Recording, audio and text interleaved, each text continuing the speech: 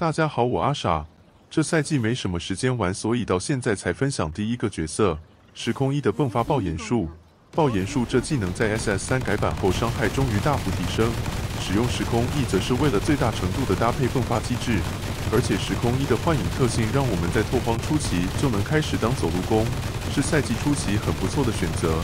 目前打王的配置伤害大约在1400亿，在目前版本应该不算高了。但大部分的内容都还是可以通关的。装备部分快速带过，除了迸发与巨能外，其他都是些比较通用的属性。刷图时可以准备一件爆炸衣会比较爽，项链则是为了搭配肮脏技巧用了3异常。武器最主要的是法术技能等级以及法术暴击值，因为50等特性的原因，法术技能等级最好是要把法术等级加到10。我是用武器6手套2天赋1石板1。如果石板多找一些武器上也可以到 T1 就好。暴击值则是因为爆炎术需要迸发暴击才会叠加伤害，所以加上战役尽量要到100%。穿抗换成对生命额外伤害会更好，基底也是用贤者更好，但这版本装备感觉太难做了，我爆到不想继续做了。迸发充能时间搭配到幻影的施法频率要低于 0.6 秒。特性12122。遗物选迸发和每次施法加幻影伤害，追忆资金够的话，2颗都用这2条词，不然就像我一样用爆伤就好。最后一个用意念制导专家自动消耗迸发。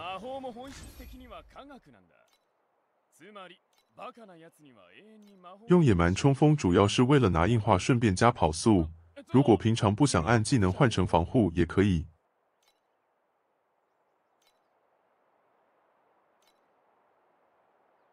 魂主找法术控制跟幽怨伤害会最高，刷图就一样用击败敌人加伤害这个。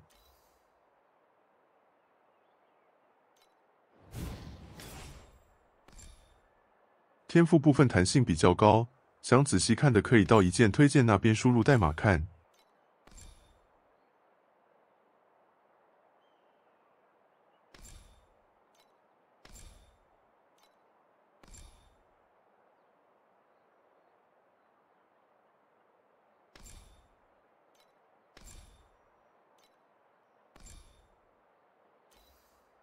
神之谱系用肮脏技巧是为了更稳定的拿巨能祝福，如果不用的话，也可以把入木3分改成奇幻莫测，50%造成异常应该也够了。石板比较重要的是迸发加1、法术等级、冰结获得巨能，还有其他巨能相关，都是知识的，所以多洗一些就有机会都拿到。神性一角就看个人了。